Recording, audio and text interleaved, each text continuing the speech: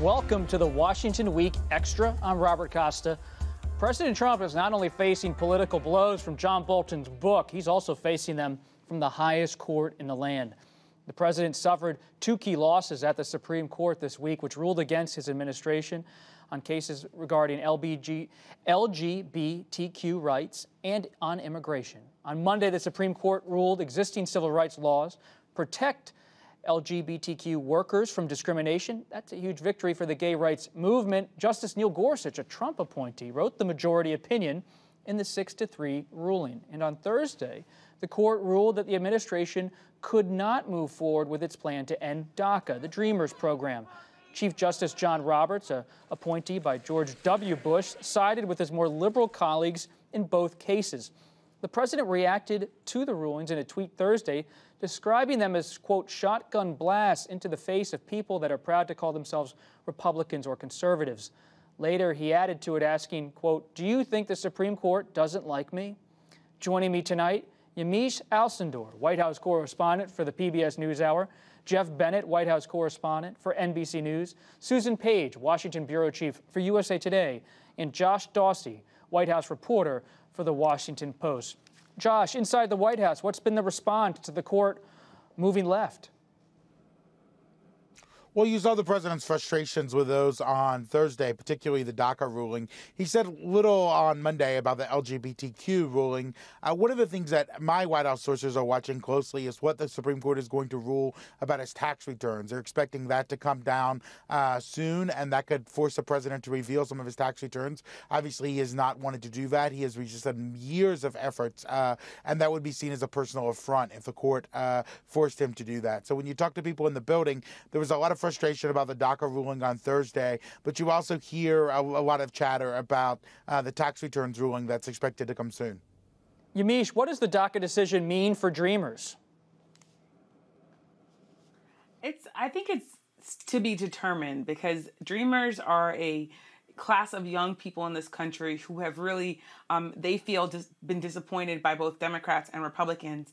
So yes, the Supreme Court is now saying, at least for now, that Dreamers and DACA can't be ended, but this is still a group of people who are kind of in limbo. A lot of them are college educated. They're people who are working hard, who have paid taxes for years. It shows that the Supreme Court is not willing to throw them out of the country per se, but it also means that they still are now living with the whims of Congress and the president to come up with some sort of compromise to try to figure out if they can get full citizenship or some sort of status that allows them to really have the quality of life in America that they want. But I think a lot of people, they were celebrating this victory, but when I talked to my sources, they were also saying, okay, but what's next?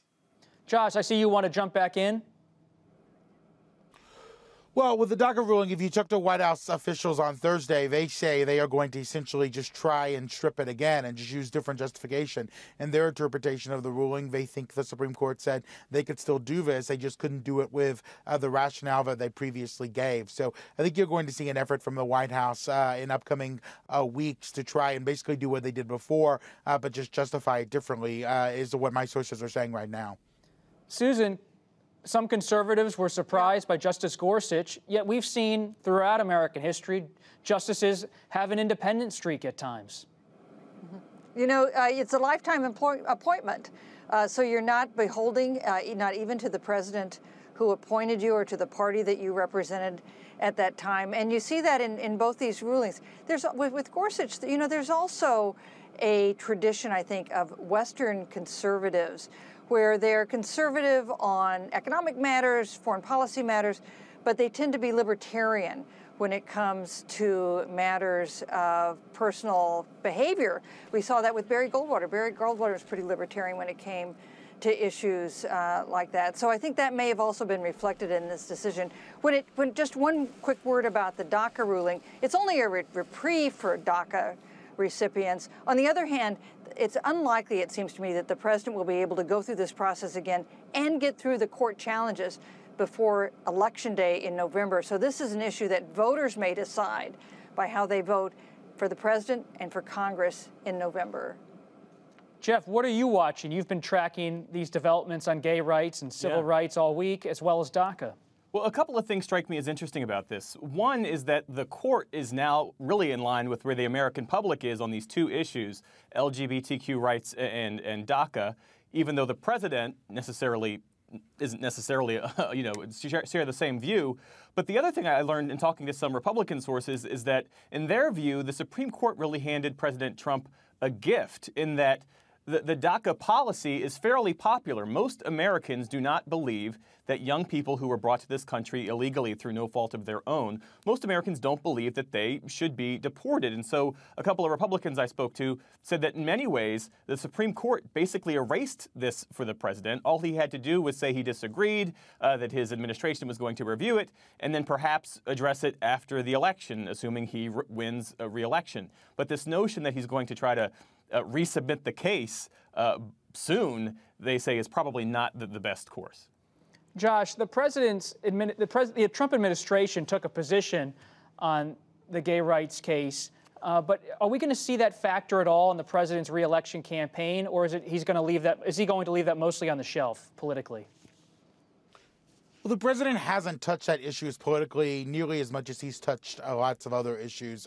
I saw no clamoring inside the White House this week to make that a key part of a 2020 platform. Or it's not something the president, Rob, you've seen him time and time again, it's not something that he reverts to wanting to talk about very frequently. So in some ways, I could see the DACA issue being far more front and center going forward in the next 4 or 5 months of the election than the LGBTQ case. Josh, real quick, are you going to the rally tomorrow in Tulsa? I am going. I'm going with Vice President Pence on Air Force 2. So what's that like for a reporter? Do you have to, I don't know what you can share, but do you have to get tested for coronavirus? Are you going to wear a mask the whole day? What's that experience like, getting ready to cover this Tulsa moment? Yeah. So, yes, all the reporters who fly with the president or the vice president are tested for coronavirus. So we do that at the White House in the morning before we leave. And then, of course, we'll wear a mask on the plane and inside the arena with the rally. The rally goers themselves have been told masks are optional, but the campaign will provide them if they want to wear them. But I certainly, while I'm in the arena, plan to wear a mask. And VP Pence, that's an interesting person to travel with because he is going to the rally, but he hits a lot of small towns and cities for the Trump campaign.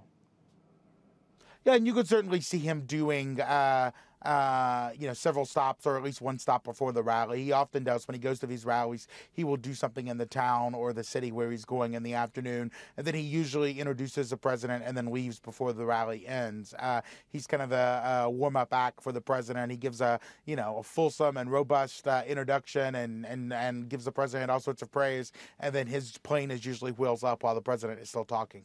So with the president going to these rallies, Geoff, where does this leave Vice President Biden? How does he compete with the spectacle of a Trump rally week after week, or perhaps day after day? Well, he's staying in and around Delaware, going out when he can, meeting with people and holding events nowhere near as large as the one that President Trump intends to hold tomorrow night with 19,000 people in an arena. But I'm told by folks with the campaign that they believe that what they're doing, the Biden campaign, they believe that what they're doing is working because a Fox News poll just out this week shows Biden leading by double digits. And so in their mind, there's no reason to change what they're doing, even though President Trump often derisively refers to Joe Biden as living in his basement, hiding out in his basement, even as so many of us have followed that guidance to stay at home during this pandemic. Susan, I was talking to a Trump advisor this week, and they said the race right now to them seems like a referendum on the president. They want to make it a choice. They want to make it a choice between Trump and Biden. How do you see that dynamic, referendum versus a choice right now? Hey, incumbent presidents running for re-election, that election is a referendum on them, assuming that the alternative is at least credible, is at least somebody voters feel like, okay, this is somebody maybe not the candidate I like the most, but acceptable to me. So the task of the Trump campaign is, of course, to make Biden unacceptable. That may be hard to do given that Biden has flaws as a candidate, but he has a lot of strengths. He's been around a long time. He's well known. He's certainly been vetted. He's reasonably well liked. So in that way, with that kind of lineup, I think it is difficult, a challenge for Trump to make this election anything but a referendum on him. Yamiche, we've spoken about your reporting before, going back to Ferguson in 2014. How does the Black Lives Matter movement and the activist groups on that front, deal with the Trump rallies becoming a major part of the 2020 campaign. I mean, Tulsa could be a scene of unrest, to say the least. You saw the president's tweet. We started the broadcast talking about it. How does the activist movement in this country handle this president who's provoking them at almost every turn?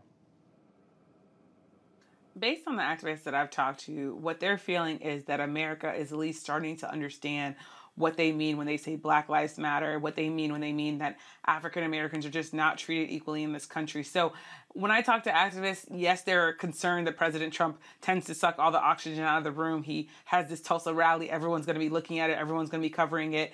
But they also think that there's this sustained issue of policing and police brutality that's going to continue to be something that happens, frankly, because unfortunately we've seen incident after incident since George Floyd was killed. So we've seen people being arrested for jaywalking in Tulsa. We've seen Rayshard Brooks in Atlanta being killed because police officers were trying to arrest him after he fell asleep in a drive-through. And now those officers are now facing charges, a murder charge. So what we see is, I think, Black Lives Matter activists looking at this and saying, look, this is going to continue to be a problem and people need to continue to talk about this. So they're going to continue to protest and really make their voices heard. And President Trump is going to do what President Trump does, which is, of course, be bombastic, talk about kind of the next 4 years of his campaign, talk about the next 4 years of his presidency, rather. And they're just hoping that they can compete with that oxygen that President Trump is sucking out of the room a lot of times. We'll leave it there for this extra. Thank you very much, Yamiche and Josh and Geoff and Susan. Really appreciate your time on a Friday night, and hopefully you can now go have a good time after doing Washington Week. And you all can listen to this extra wherever you get your podcasts or watch it on our website. While you're there, sign up for our newsletter. You'll get an advanced look at our show each week. I write a note about what we're going to discuss. Really hope you sign up for that. But for now, hope you all stay safe. I'm Robert Costa. See you next time.